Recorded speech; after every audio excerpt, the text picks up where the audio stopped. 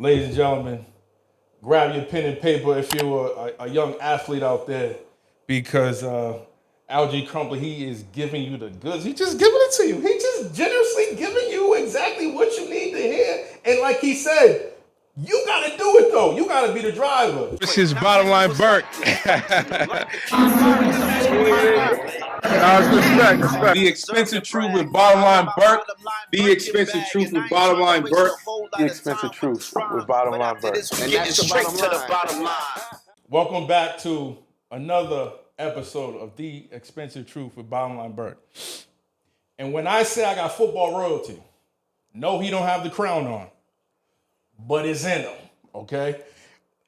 Not only that, I am fortunate to interview to say he was a former teammate of mine. Although brief, I only had a cup of coffee. He had a 10-year career. He went to the University of North Carolina, and I'm pretty sure it was the baby blue that got him. Like I said, he played in the NFL for 10 years as a tight end. Not just a tight end. No. You gotta put more respect on his name. He was a 4-time Pro Bowler. That's why he played in Pro Bowl where you really could get knocked out, okay? It's not like today's Pro Bowl. He played 7 years with the Atlanta Falcons, right here. That's right. Not only that, then he played a couple more years with Tennessee Titans, where he earned the respect of then head coach Jeff Fisher, who said that he exemplifies top-tier professionalism on and off the field. Right? So he got the blueprint, baby.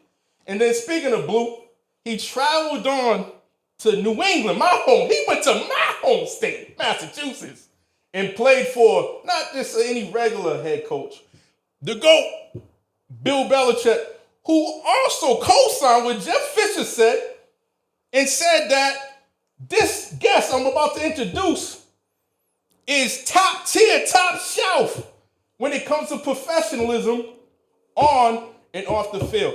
Ladies and gentlemen, without further ado, I am happy to introduce to you one of my former teammates and the man of all men and the leader of men, Alge Crumpler, man. Come on, man. What's up, baby?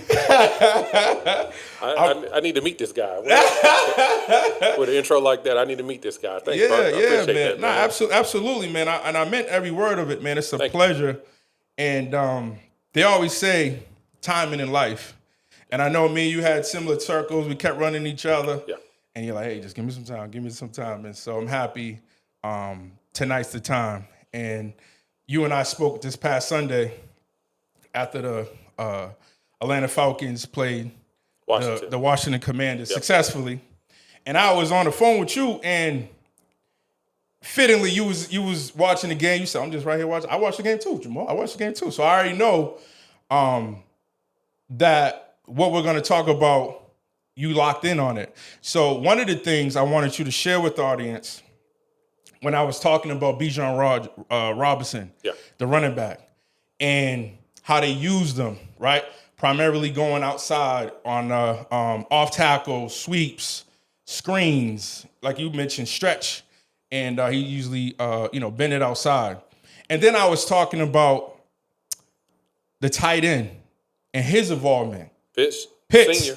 Right, Pitts Senior. And I was like, Crump, they need to involve this man more in order for the offense to run and optimize all the talent and use all the toys. And I felt like this game, they showed them a little bit, but this season, I don't think they use them more, but I want you to share with the audience what you said in response to what I just said. Well, first of all, thanks for having me. I appreciate you having me in here, Jamal, and shout out to the NFC Offensive Player of the Month, Bijan Robinson. Fantastic. First month of the season for him on the ground and catching the football. Right. Wish he wouldn't have got walked down. I know, right? By Pierce. I hope they gave him a lot of hell in the locker room for that. But they got the W, and that's important. And for Pitts, Kyle Pitts Senior. Yes. Senior. I really think he's got the potential to be the most talented tight end in Atlanta Falcon history. Wow. But he's got to earn the right to catch the ball more and do more things on the field. Hella talented, made big-time plays. I'm seeing better effort in one-on-one. I'm just seeing I think he's healthy. Okay. And I was going to ask you I about think that. health had a big part in the drop off over the last couple of years. I think he's healthy. He looks happy out there. The exuberance that he showed when he scored the touchdown, man. I mean, I don't even know if I ever got that excited after the touchdown. I mean, you could just see that pin up stuff in him. He was just excited to help the team, But he's going to have to be a big part of the Atlanta Falcons offense, and when the thing that he'll learn, as the season goes on, when you become that guy, it doesn't matter if it's predictable or not. You got to make the play. Right. And Bijan's one of those guys that got to make the play. He's going to be one of those guys that got to make the play.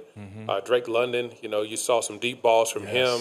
You saw him go out there. He's battling injuries this year, but you saw him go out there and make those 50-50 plays, make the play. I mean, when you're the guy and the teams are game planning for you, you still got to go out there and make the play. And that's the difference between, a good player and a great player. And I think those three guys that I just mentioned had the potential to be great players in this organization.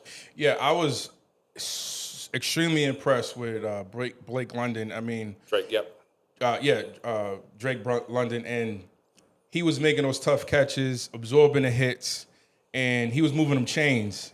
And the fact that, like you said, the defenses, they had to be zeroing in on him as well as Bijan Robinson, because they was the bell cows that was basically the main targets on offense that was moving the chains. And that's why I just kept saying, I just need Pitts more involved. So I'm happy to hear from you, one of the all-time great tight ends with the Atlanta Falcons, talk life and wisdom into this young man, because he's going to be needed in order for the Falcons to reach the playoffs. In my opinion, I think that they have everything in order to do so. What is your thoughts on the head coach, who I love, Raheem Morris? I love the energy that Rob brings to the team. He's had that experience as a head coach. He's come in and brought a lot of exuberance. There are times that I wish there was better game management. Who doesn't want better game management? Right. Last year we were talking about timeouts, and then this season, there's already been an incident. But sometimes you got to sit in that sick feeling after a loss, like the Carolina Panthers loss, and just deal with the uncomfortableness of being a leader. I read a quote that said, "Leadership's lonely at the top." Absolutely. Ra's the guy. Right. So everything falls on his shoulders. He made some changes. He brought Zach Robinson down to the field. I'm not familiar with what happened between Ike Hilliard, but they got rid of Ike Hilliard. Wide receiver. Gave more responsibility to T.J. Yates, Tar Heel. Gave more responsibility to them. But whatever happened in those 7 days, has the potential to turn this organization around. Now we're going to get a consistent Atlanta Falcons team, or we're going to get that roller coaster team that we've been, for the past 20 years or so. So I think we're going to be fine. I love the positive messaging coming out of Ra. But sometimes I think this team needs to learn how to deal with success. That's okay. And sometimes just after you get a win, celebrate it for just a little bit, and just feel like, stop listening to all the praise, because, boy, I love Atlanta. Yes. And when the Falcons win, this whole city is rocking. That's true. And sometimes you can let things slip up. So you got to be locked in and disciplined, and make sure you're keeping your head down, and just understand that the goal is you got to be playing games in January. Right. 7 straight years of no playoff seasons. And I'm a PSL owner. I'm a season ticket owner now, so I'm a fan. So I want to see the team do well. I sit in the same seats every week. Right. So I genuinely want to see this team do well. I'm excited for this team when this team does well. And going back to the earlier point that you mentioned, when I mentioned those three players, there's a reason why I mentioned those three players: Drake, Bijan, and Cal. They invested a lot of capital in drafting those guys in the top 10. And when you draft guys in the top 10, Michael Penix as well, you gotta be the guy. You gotta be the guy, that the bell cows that this team relies on. Now they got some plug and play pieces, especially defensively.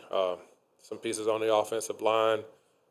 Some guys that are coming in there that are just blue collar workers, and every team that's going to be successful has those guys. But they got to rely on those three or four guys that I just mentioned that were top 10 picks to come in and lead this organization into winning meaningful football, and that comes in January. And speaking of draft equity, I thought they did a phenomenal job this year as well with the first round draft pick. Was it Jalen Jalen Walker. And James Pierce Jr. From Georgia, and then the Penix guy from Tennessee. They've been playing exceptionally well this early on. I don't have major worries on the defensive side because they've been doing what they're supposed to do. It's some tight games, obviously with the exception of not this game, but the game prior with the Panthers. Okay, we're gonna just move on from that. That was just a terrible showing, right? But I do think the development of Michael Penix Jr. is going to be crucial. He's going to have to grow up a little bit faster than typically somebody who's just in there for the first time. When you talked about time management or game management, I know what you're talking about, right? With the firing of Ike Hilliard and the receiving and having Robinson come down from the booth to the field. Can you describe, as if the audience was a second grader, right? What do you mean? Well, I mean, sometimes, first of all, as a tight end, I can't ever remember maybe 1 or 2 seasons where my coach was actually on the sideline. Right. So you got to pick up the phone. Hey, coach. He talks to you for a second. You put it down, and then you're kind of in la-la land. You're just sitting there like, do I go sit with the lineman and see what the offensive line coach is talking about? Do I go sit with the receivers and see what the receiver coach is talking about? Mm-hmm. Or whenever I hung up the phone, I used to cheat, and I used to go sit next to the quarterback. Hey, let me give me the ball. Let me get the rock. Let me get the rock.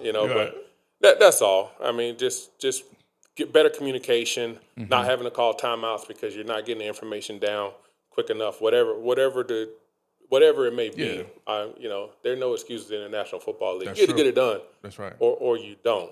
Right. And everybody, I know you mentioned before, the London, the Bijan Robinson, the Pitt, but Morris too, all the coach, everybody is just all in. I think it's just a critical year for everybody.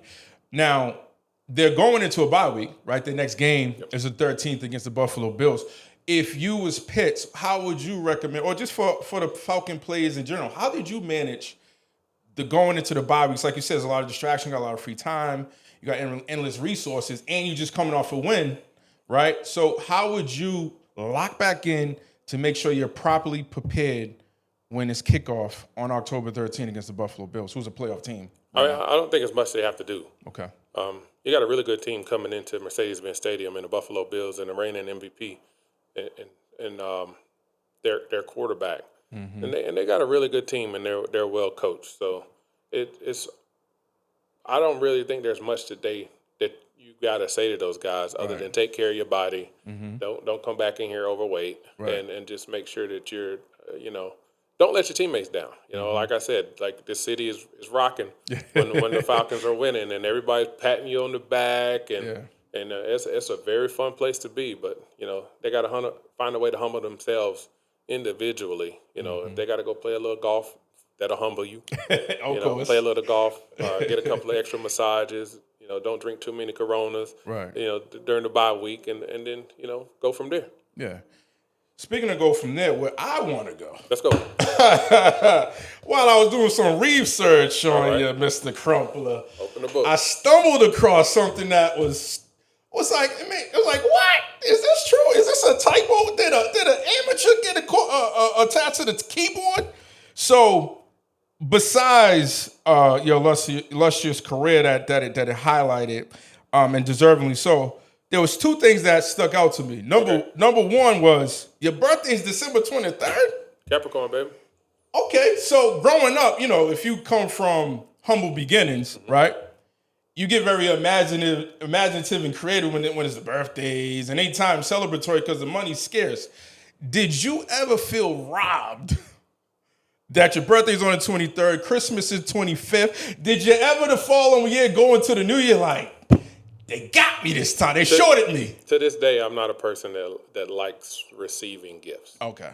To this day, and I grew up in a family where I was well loved. Okay. So I knew how hard my parents had to work to provide for me and my brothers. So it never really bothered me. Right.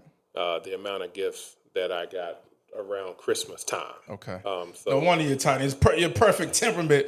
You're like even the pivot star, running back for the Jaguars. Fred. Fred. Former teammate of mine. Former teammates. You always talked about as far as your run blocking skills. Oh, he'd be mauling people. He's a bully in there. You know what I mean?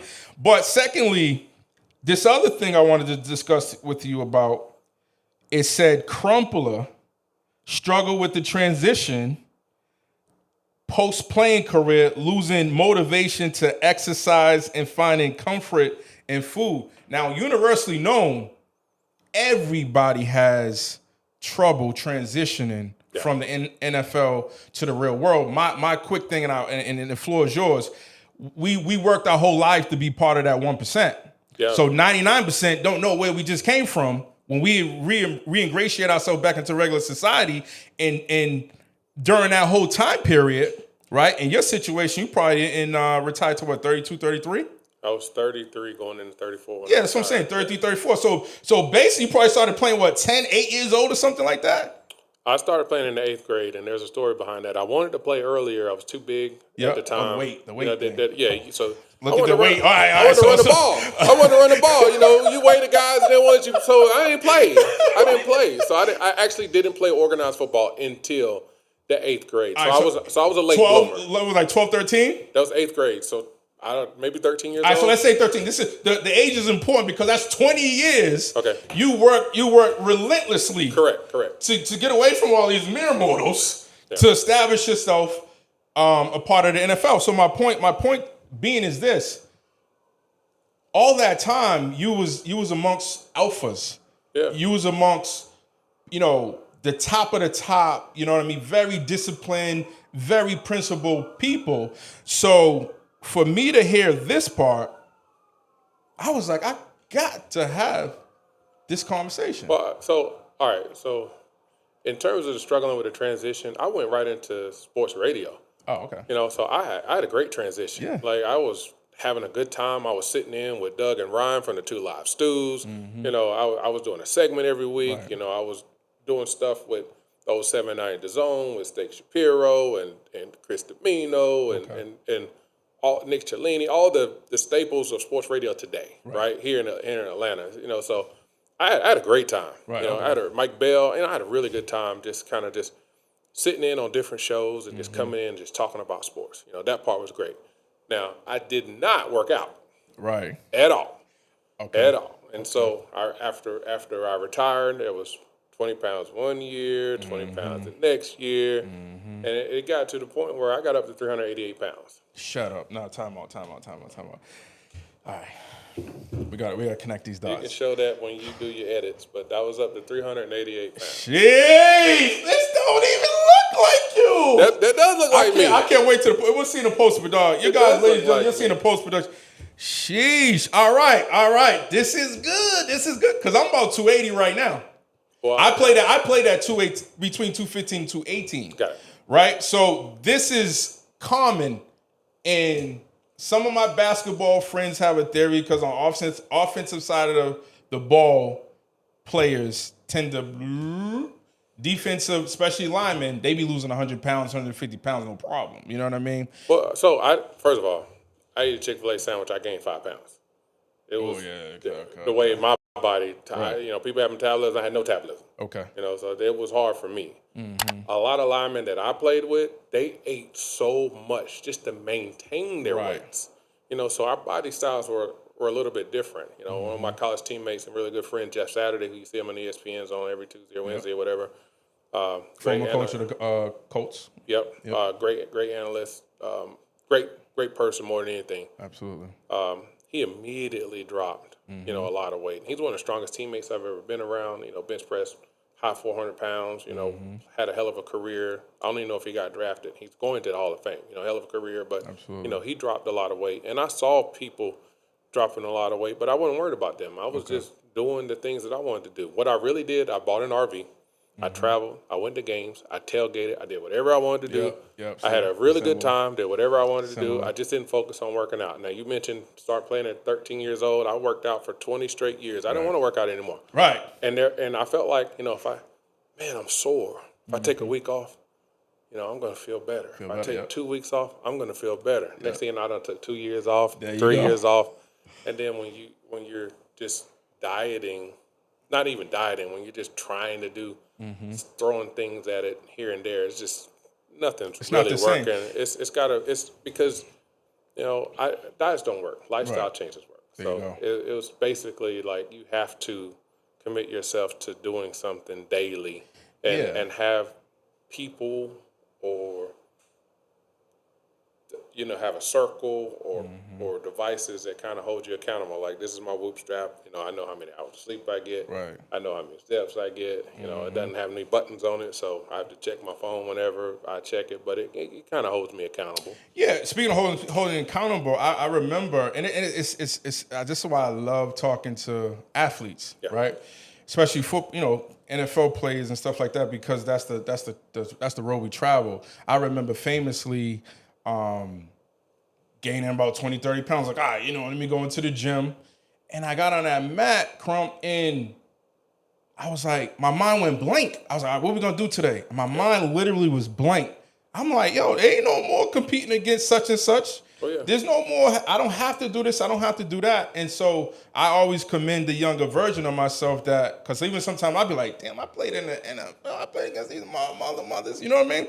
But the accountability piece, what I'm talking about is, I remember my girlfriend, at the time, the day before New Year's, like you said, man, I'm eating, drinking. Is it similar to, you felt like a relief once the career was over? You felt like you didn't have to, that obligation? Well, every other aspect of my life was going well. Financially, I didn't have to worry about a job. My family was doing. I had young kids at the time; they were doing great. So it was like, I'm a chill. Yeah, exactly. All right, so speaking of chilling, I was chilling too. And so my then girlfriend at the time, the day before New Year's, I'm sitting on the couch and we watching a show, whatever the show was, and she started rubbing my belly. She started rubbing my belly, right? And so I said, what you doing? What you doing? She just laughed. So she got this big old smile on her face, and she goes, when the baby coming? Oh, no. When the baby coming? And I was like, yo, what are you talking about? It took me like legit 15, 20 seconds to realize, because we usually jump back in the gym, but I was like, oh shit, my stomach is a balloon. You know what I mean? Because it happens fast. But no, that's why I like discussing this particular the subject matter, because the whole point of the expensive truth, of course, it's talking about the finance and stuff like that. But there's commonalities as far as within that transition. You one of the fortunate one. You part of the 1% of the 1%, quite frankly, because you did transition into something relatively close to sports and something that you enjoyed, and so that was able to help a little bit cushion it, or just give you a little bit more time to figure things out. But then also you had the resources to live a leisurely life and indulge in a luxury or two if that's what you decided to do so. Another luxury that I think you had, and I would love to discuss this with you, is your father and your brother had experience in the NFL. Now, do you think that's an advantage that your father would already had it? Because you don't have to imagine what the workouts need to be, what the tempo need to be, what you need to do to develop your skill set, because we already been there, done that, right? That's like giving us a kid who wants to be a tight end or me as a wide receiver. If you just got half the hunger and ambition and skill set that I got, I could take you there. Well, I mean, I looked up to my father, and I still do look up to my father. And my father, grew up in Wilson, North Carolina. They won 3 state championships, 1967, 68, 69. Goes to East Carolina, and he becomes an all-time leading rusher, and then goes and plays for a couple of teams in the National Football League in Canada. Doesn't really get a chance to play, and moves into the professional world. And then my older brother played 5 years for the Seattle Seahawks, and then 1 year for the Minnesota Vikings. That I saw more in real time.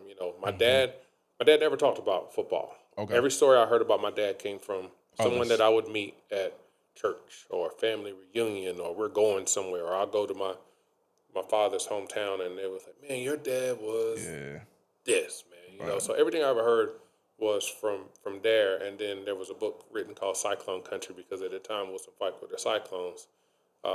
and I was able to, turn the pages and learn more even there. But my dad, just like me, really humble, never talk about stats or anything like that. It was just, you'd always hear it from someone else. And then my brother, I could see that in real time.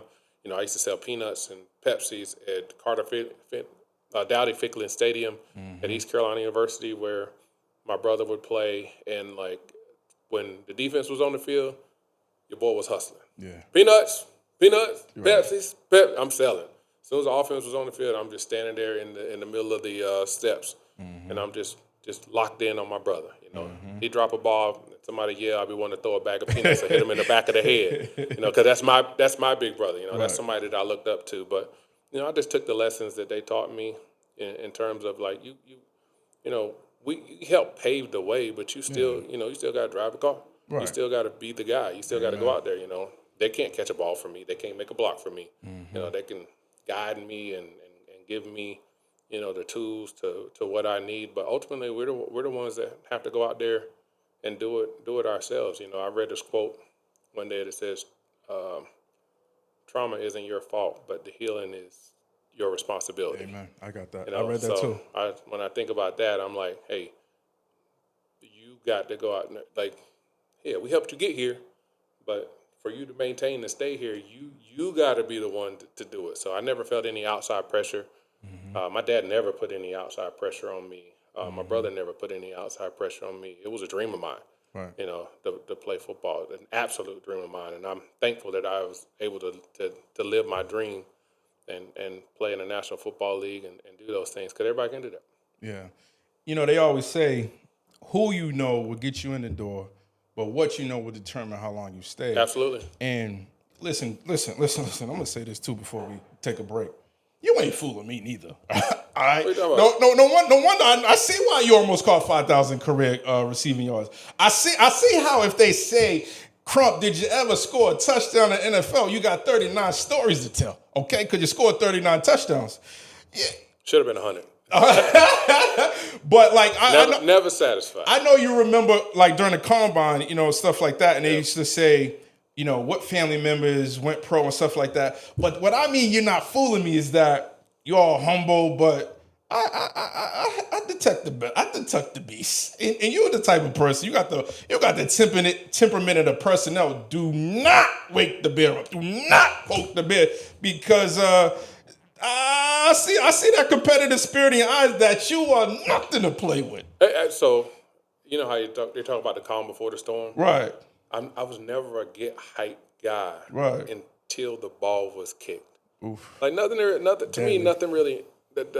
You put the work in, but I just could not get fully. I love competing. Right. I love competing. Mm-hmm. But I just couldn't get the juices going until that ball was actually kicked. And I feel like when I take reflection of my life and think about things, I never read a single article of what's going on with the Atlanta Falcons, or follow any of the things that are going on until that first game. And when that first game is there, I'm just, it's like, okay, bet. I'm locked in. I'm watching every play.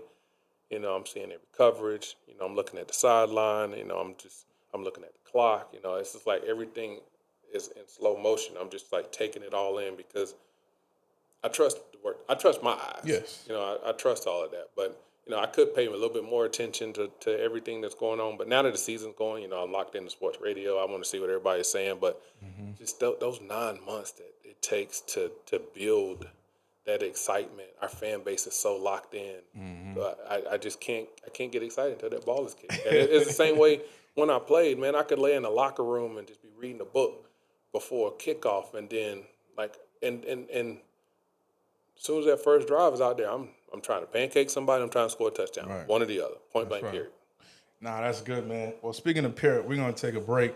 Okay. We're going to come back with more questions, and I enjoyed this part one. So, ladies and gentlemen, grab your pen and paper if you're a young athlete out there, because Alge Crumpler, he is giving you the goods. He's just giving it to you. He's just generously giving you exactly what you need to hear. And like he said, you got to do it, though. You got to be the driver. So we're going to drive, and we're going to be right back after these messages.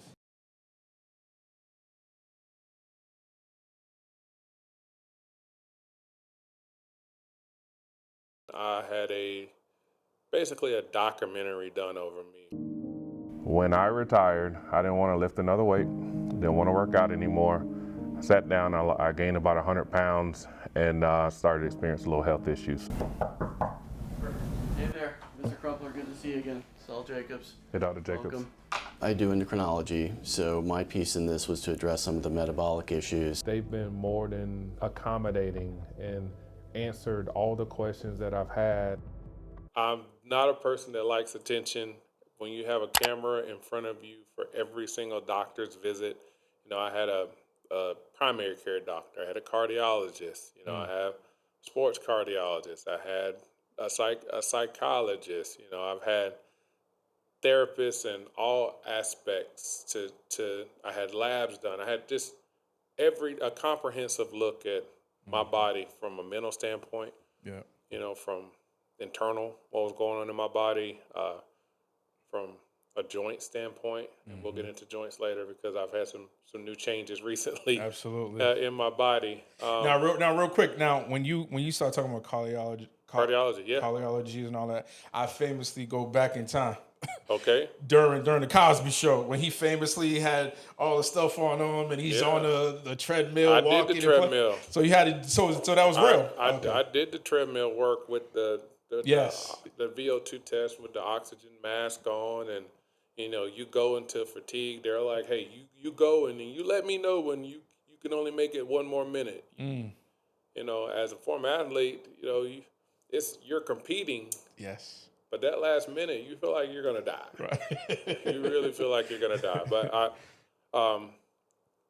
I'll be honest, I hated the process because to me it was invasive. Okay. You got a camera.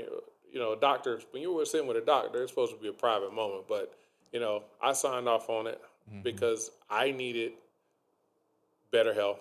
I needed to be held responsible. My family was they were videoing my family. They were coming into my home. It was extensive. So I'm not a Google Me person, but if you Google Alge Crumpler plus Emory, you'll get a good read up and a good YouTube video of, a lot of my workouts, a lot of the things that I was eating, a lot of my doctor's visits, a lot of uncomfortable truths, a lot of different things that kind of put me in the space where I needed to be, that I just needed better health. Yeah, and respectfully, I dropped the weight. Right. It was more than weight though. It was emotional, psychological. I was to say, you played at what weight? I played between 265 and 275. All right, so that's more than 100 pounds. Yeah, I'm currently 275. I was 275 when I was in New England. I was a little bit heavier than that when I was in Tennessee. Right. I was 265 when I was in Atlanta. I'm 275 now. So it feels great to be, at a weight where some of our old suits fit. Right. So even though, they had the old Steve Harvey look. Right. But some of our old suits fit. Yeah. But I was going to say this now. When you're talking about a legit 100 plus gain. But it was over years. But the fact, remember, hard truths. Yeah. What I was going to say is it fair that part of the reason why you didn't like it, right? I agree with you. It wasn't intrusive because you're involving family members and you're recording things that normally won't be recorded. That's just not your temperament, right? Yeah. But is it fair that part of the reason why you didn't like it potentially had to do it because you're Alge Crumpler, the exceptional athlete. You're used to doing superhuman things in all aspects of life, but now you have to flip that. You're at the bottom. Now you got to start over. So that is a hell of a drop. Is that fair? Kind of. Think about it, Joe Jamal. Like, think about the team runs that we used to have, right? Mm-hmm. I was never the guy with my shirt off running. Right. You know all them teammates. You got the shirt off and they in the mirror, barefoot flexing on the grass and everything like that. Yeah, we was running. Yeah. I didn't work out for my body composition. Correct. I worked out so I can catch touchdowns. Right. I worked out so I could run block. Run block so I could be on the field for 2-minute drill. Mm-hmm. I didn't work out for life. Right. So that's when I retired, that's a good point. I'm like, what the hell am I doing a box jump for? Mm-hmm. What? Wait, say that again. What the hell am I doing a box jump Right. for? Why do I need to do a power clean? Right. What the hell is this for? Right. Yes. And that's why I love. This is why I love talking to former athletes like myself, man. Because that's what my thing is. What the hell am I running a mile for? What the hell am I? Why am I going to the gym and lifting the way we had to train, the battle? And yeah, respectfully, they got fitness people on the end that want to be like burpee champions and pull up champions. All that. Great, bravo, your body look cool, but there's a difference between fitness and athletes, and that's all I'm saying. And so it's like, yes, if you caught me 20 years ago, brother, Right. you'd be silent. But you said, what do you think that's attributed to why we just do not want to do what we used to do? But you still, what I learned is you've got to rewire your thinking. You got to rewire your brain. You know, Amen. I thought about consistency. You know, there's really not a day that goes by where I don't do some type of meditation, some type of walk, some type of workout, some type of something. There's not a day that goes by that I'm not cognizant of what I'm putting in my body. Yeah. You know, because you know, people say, you know, I was a live to eat guy. You know, now you got to eat to live. Right. And then, you know, as my girls, I have 3 daughters. As they get older, and I want to be Around. or I want to be around. You know, I talked about my finances. You know, I put money away for college, and then I looked at a buddy of mine. He said, "You put money away for weddings," and I was like, I ain't even thought about that. Right. But you know, I want to be there to walk them down the aisle. You know, Absolutely. and I've experienced grief in my life. You know, I've lost my father-in-law, I've lost my mother. You know, I've lost my grandmother recently. You know, I've experienced grief, and I see what it's done to me, and how little minuscule things on a daily basis remind you of those people that were significant in your life, and I just want to make sure that I'm around. So the craziest thing I'll do is enjoy an old fashioned and smoke a cigar and sit on my recliner and watch the game instead of jumping out of an airplane or doing a box jump like we talked about, or doing something crazy. You know, there are things that I experience. I love the life that I live. I'm able to live a much better life because I'm physically able to do more things than I was not capable of doing when I was close to 400 pounds. Right. And even when I did drop the weight, some things didn't necessarily make me feel better. So May of this year, I had a knee replacement, total knee replacement. Yeah. And 2 weeks ago today, I had a total hip replacement, and I'm sitting here talking to you. I've had a significant health journey, but I know that, you know, I'll be able to finish a round of golf. Right. You know, in the future, I know I'll be able to walk and go places and stand up and not be in pain. I can do that now. You know, I can get up and down steps now. 2 weeks after a total hip replacement, I can get up and down steps now, and I really couldn't do that without holding the rail. Wow. Prior to my surgeries. You know, so what was that moment, right? Because like a couple of weeks ago, this is why I love life and this is why I love God, because I'm up here moaning and groaning because I got to get a compression, the compression thing sleeve for my knee, right? It's very minor compared to yours, right? Not, like I'm moaning and groaning about that. I wore a compression sleeve for years just to golf. That's what I'm saying. And here you come talking about a compression sleeve. Nah, I had a whole knee replacement. But what was the moment? It took me years to get to this point. Oh, I know. It took me years to get to the point where I would have these surgeries, and I kind of see where you're going with it. Like, what was that moment? Like, I live in a nice neighborhood, man. I got a golf course, and the same people golf every single day. You know, the older retired people in my neighborhood, they golf every single day. And when I golf, I couldn't finish a round. Yeah. You know, and it that's 3 hours, right? It 3 or 4 hours. It just, I couldn't finish a round because I was just physically incapable of getting in and out of the cart, going up and down. Georgia golf is hilly golf. Right. You know, walking up and down these hills, you know, so if he says real quick, physically I was hurting. I literally I was golfing in a golf tournament.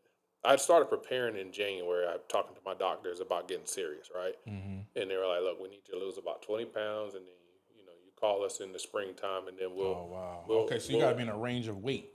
Well, I mean, I was at the time. I'm 275 now. I was about 300 pounds. A little bit more than 300 pounds, but Right. I wasn't 388. No, 100%. I want to commend you for that, I was- and me too. I mean, I know it wasn't the best of the best, but at the end of the day, it got the results. Right, but You know what I mean? Yeah. I was literally at a golf tournament. I was invited by home team Brandon Leak. Shout out to 680 The Fan, morning show, locker room show there. I was invited by home team. He's riding in one cart. I'm playing with a buddy of mine, a college teammate of mine. We're playing, and we get halfway through that round. I called Emory on the spot and said, "We got to move up to surgery. Right. Like, I can't. I'm hurting. Like, I'm physically hurting. I should not have to take anti-inflammatories every single couple hours just to get through a round of golf. It's just not working for me." So we set a date. Initially, it was going to be my hip first, but we set a date. But they said the knee surgery is much harder than a hip. So I'm so glad that I did my knee first. So we set a date, and then the end of May, we did my total knee replacement. And about 4 weeks after that surgery, I started seeing the light at the end of the tunnel and realizing that I'm going to come out of this really good. Right. And so, I got to the point where I could walk 3 or 4 miles a day. Amen. I was able to get 3 rounds of golf in. My knee was no pain, prior to my hip surgery. And then now I'm sitting here today having had a total hip replacement. So the worst thing that should happen for the rest of my life is my middle name now is TSA beeping. I'm not. I'm going to beep every time I go through security now because of the titanium inserts in my knee and my hip. But I won't be hurting. No, you won't be hurting. And listen, what I've learned quickly, sitting down with you in this interview, is you live life as a righteous man. So you live life righteously and well. You know what I mean? I know some people living life right, but they ain't living it well. Yeah. But I love the fact that you're prioritizing your health, because we all know health. I'm 47. It's take some time. I understand the hurdles and the speed bumps and the things that it's taken to get to this point, but I'm in a very good headspace. Amen. I want to commit. And it's funny, man, because I'm 45, and I'm starting to make those rewiring the brains and kind of let go. Leave my anchor. My anchor is kind of in the past. I'm switching it to the future. You know what I'm saying? Because watch that Emory doc that I was telling you about. Right, I'm gonna check it. I'm definitely gonna check it out. I didn't realize. Like I told you, I just hated having cameras following me all the time. But what I didn't realize was I probably had no less than 50 players that watched that call or reach out to me and email me or send a DM on social media or something that said, "Hey man, this really helped me and help impact my journey." Like athletes need a push from other athletes. Oh, absolutely. You know what I'm saying? It is a follow the leader when you're talking about this particular demographic of people, and that's what I was gonna say. Just with respects to in the past, our anchors was in the past. Like, and we need to do the future, like you said. You gotta rethink things, because I think a lot of times, when it's anchored in the past, from my understanding of life, we set goals of avoidance. Right, like you said, it took you time. But if when you anchor it in the future, you set goals of abundance. Like you said, you want to walk with your daughter. You want to play 3 rounds of golf uninterrupted. And by the way, if it takes him 4 hours to do a golf, his handicap probably 110, 120. No, man, I'm good, dog. Hell no. I'm just joking. I can't jump. I'm proud of you. I'm proud of your journey. I got to poke fun a little bit. But you know what? You brought up my former teammate Fred Taylor, and shout out to his podcast. Their show, The Pivot. You got phenomenal pivot. show. You got to pivot in life. Amen. And that's the only. You got to have you got to have principles, but you still got to make a pivot at some point. And even when things are going well, you got to be cognizant that sometimes you got to change some things here or tweak some things there. Reinvent yourself. Yeah, absolutely. Got to do that. Speaking of reinventing yourself, a lot of the NFL teams, because of the prevalent of injuries, throughout the different landscapes. Most notably, recently, Miami Dolphins wide receiver Tyreek Hill. Yeah. Oh, tough injury. There you go. Speaking of knees, right? ACLs and dislocated knee. And up top, New York Giants, wide receiver Malik Neighbors, same thing. What are your thoughts on it? Is it just the field, like a lot of people have been reported, specifically the Neighbors because of the Jets, and the Giants have that outdated turf, where a lot of times they say that they don't upgrade it is because they also use that for concerts and other events. So why invest wholly in football when it's going to be used for other events? What do you think about that? I'm a grass guy. I love natural grass. It's soft on the joints. It's just better for me. I just felt so much better on Sundays when I was able to practice all week on grass. We get rain and we go into the barn and you had to practice on that hard turf. It was you look sharp and the coaches love it, but you wake up the next day and it's like, man, why is my back hurting? Right. Or why is my hamstrings tight? Or just something like that. But there needs to be something that the NFLPA looks into with that stadium up there in New York. Because you go back to Odell Beckham and all the injuries that happened in that stadium. Malik Neighbors was a hell of a young receiver. Man. He was next. He was going to be in that top 3, top 5 conversation, no doubt. But injuries, you can't prevent them. Like they're just going to happen in the National Football League. Now, do you think the volume this year is noticeable? Or you think it's just? I think we have this conversation every year. Okay. I think there's always a star or somebody that we have this conversation every year. I would like the Falcons to play a little bit more in the preseason. Yeah. I think the prevalence of injuries has Ross scared a little bit to put those guys out there. But there's just certain things about preseason games that practices and joint practices don't teach. For me, when I played, it was, if you were in practice, it was 2 steps fit. Okay, good. We're good. If we was a joint practice, 1, 2, 3, 4. Good fit. Make sure you're good. 1, 2, 3, 4. You got your steps in and everything, but you don't learn to finish. Games is the only place where you can learn to finish. Yeah. And they're not even practicing these days. I think no. When they have joint practice, they practice hard. You learn camaraderie. You're fighting. Guys are fighting. You're getting the good camaraderie. The teammates they got each other's back, but. Nobody's finishing each other to the ground. Preseason games, you could finish somebody to the ground, and you don't learn finishing until you get into a game. Right. And then we get into the Tampa Bay game, and some of our best linemen are getting folded up because they ain't been in the preseason game finishing. Now, that's my opinion. Right. Okay? They're past that. They're doing better. They had a terrible game against Carolina, great game against the Washington Commanders, and I need them to continue to build upon that because they got good coaching. They got good players. Right. But they're a better team than 2-2. Right. What I was going to say is there's a lot of growing rumbling today. Like they're not practicing as much. Gruden just famously last week talked a little bit about that too. But I know former players. I'm talking about camp. Okay. Okay, you're just talking about camp. Okay. I'm strictly talking about camp. I'm general. I'm the wrong person to talk about not practicing. I didn't practice a lot during the season. Right. I was in camp getting it in.